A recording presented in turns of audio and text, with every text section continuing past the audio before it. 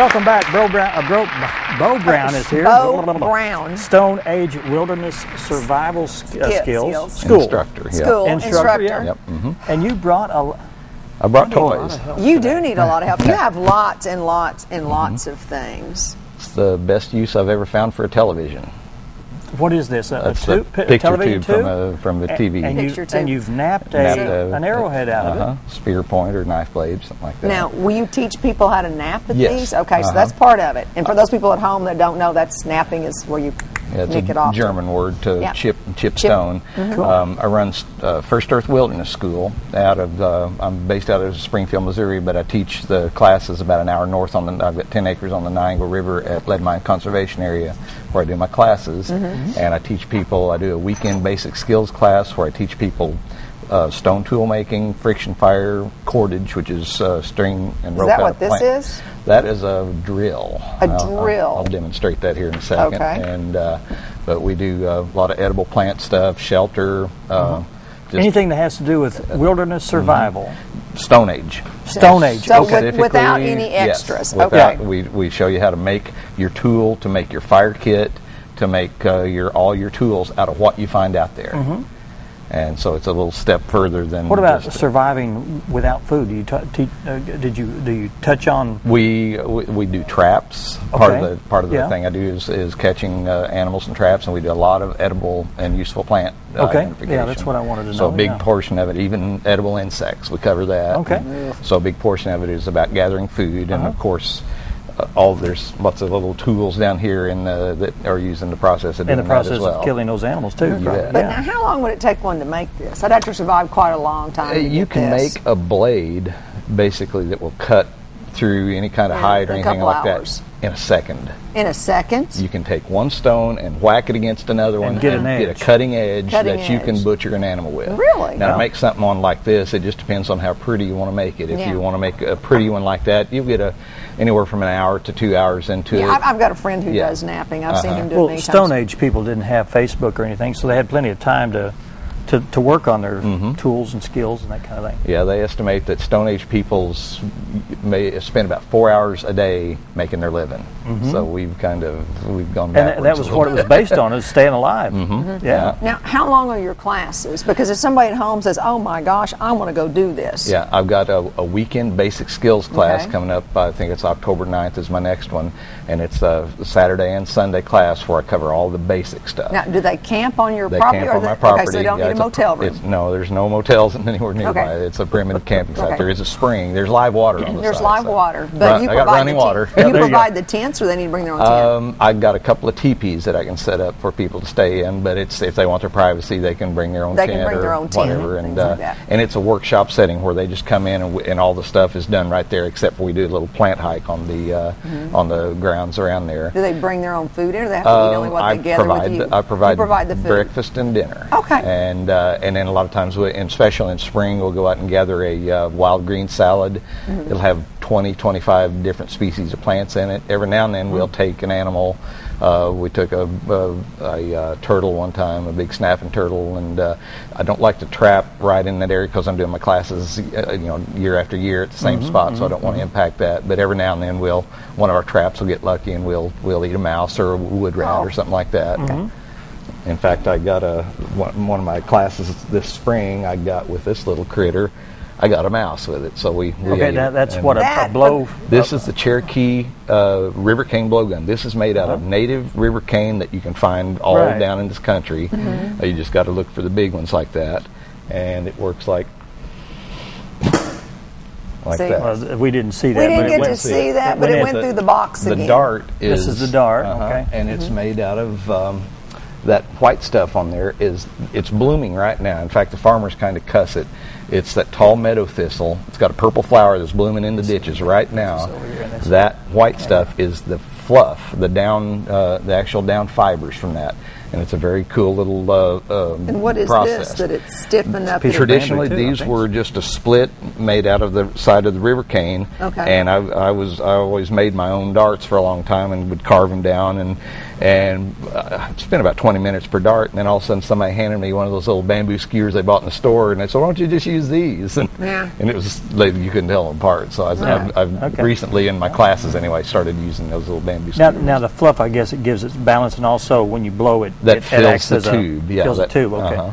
gives you. Yeah, and you've seen those, how people do tying flies, where the little hook spins and they wrap the little hafting around. That's I see how that that's done. on the end, yeah. It's done on your hand by spinning that dart into the fluff. It's a really neat little. It looks like you've done a lot of napping here because you've got this, obviously, you've used Yeah. the sinew to attach that. Yeah, the sinew, and there's pine pitch. This is pine tree sap mixed with powdered hardwood charcoal, and I'll take an old cow pie or something like that that's in the field, dried out, take a big rock and pound it till all the dusty stuff falls out, and the undigested grass fiber is kind of on the top. I'll pluck that off, put that in there, and it's like adding fiber to fiberglass, and it makes it almost like epoxy. So it makes for a bonding, That's a for the binding. bonding purposes. You can see a little bit better in that one. Is that what the Stone Age people did, too? Traditionally, that's what they use for that. Anytime they put a shaft or a stone tip onto a shaft, like something like this, that's the same method they would use, is putting an arrowhead onto a shaft like that. Now, where did you get your training? A lot of it was just research, looking into it. My initiation into a lot of it was meeting an old Indian guy at Silver Dollar City. He was there in the Craftsville. His name is Jim Fire Eagle. And a lot of people around here actually knew who he was. He was a medicine man, so every plant, and he's also the first guy I ever saw that knew how to flint knap, and I didn't even know people still knew how to do that. So he was my introduction into that. And my buddy Don Brink and I were backpack buddies at that time. We started hanging out with him, and that was kind of our introduction into a lot of this. And during our backpacking trips, we just started incorporating more and more of this of the primitive stuff into our backpacking trips, and bought books and hung out with people and just did it, and just on. Do you specialize? Like if someone came, because I'm certain in a weekend I'm not going to be able to learn all about everything that's here on this table alone.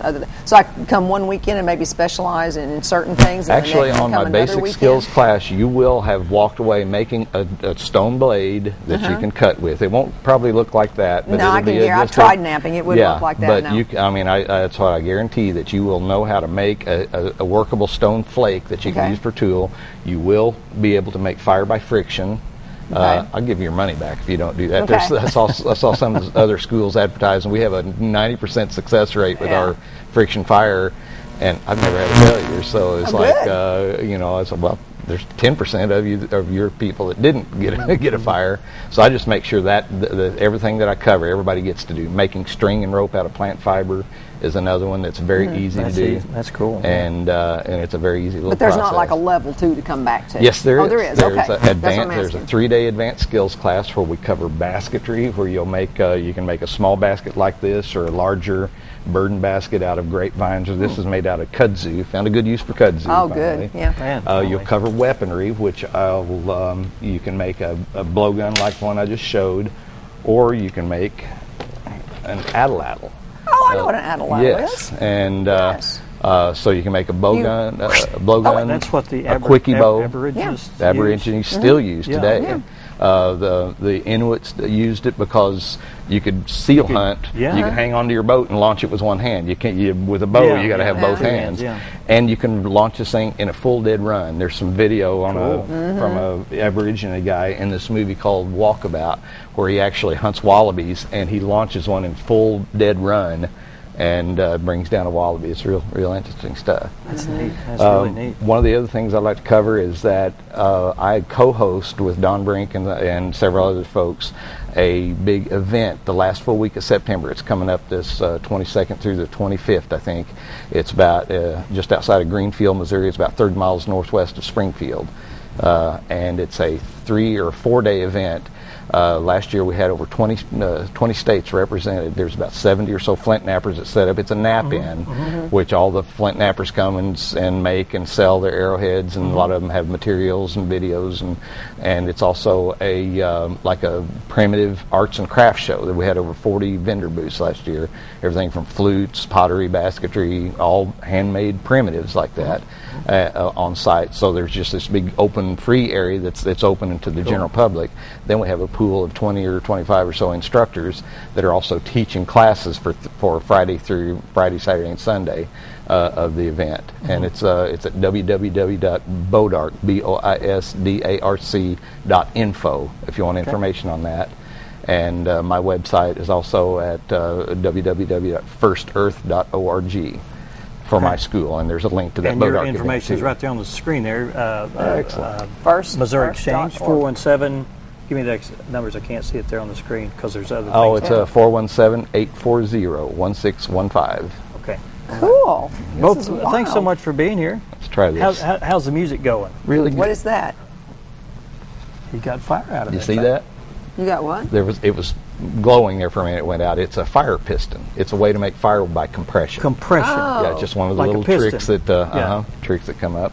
Yeah, still playing lots of music. Blackberry Winter was is. that a Stone Age? That was tool? a Stone Age thing. Yeah, there's an interesting story about that. It was a Frenchman was credited with the discovery of it in the early 1800s. He was going to go into business because everybody was still doing the strike-a-light with flint and steel. Yeah. Somebody come along and in the middle of that invented the kitchen match and blew him out of the water. So, but then they found out some 20, 30 years later that they found Stone Age people that had been using that forever. Yeah. So They just didn't know how to patent it exactly. back in those days. So, exactly. OneEarth.com, what were you? First Earth. FirstEarth.org. FirstEarth.org. For anyone who wants any more information about the wilderness skills, and you were asking survival. about this, just real quick. Works like this. It's a drill. Well, Dan told me if I pumped that it would spin, but I wasn't quite, Just a little for drilling holes. I busted the tip out of it, so it's not drilling real good right now. But it's really fun stuff, and it's free. It just sticks rocks and dead animal parts, so you can go out and collect all the stuff. I would have loved to have known a bit about this when I was a kid because I grew up being poor and couldn't go out and buy things like that. But knowing, if I'd have known about this stuff, this kind of stuff, you just walk around and pick it up. So. Again, the weekend class is when? What's the dates again? My First Earth classes are October 9th and 10th, and then I have a 3-day advanced class starting on October 29th. And then the Boat Arc Skills Camp and Nap-In is September 22nd through the 25th. All right. Bo, thanks for coming by. Appreciate you very much. Good luck with your music career. All right. Thank you. All right. Up next, we have Julie Levitt from White River Days, and she'll be talking all about that. Stay with us.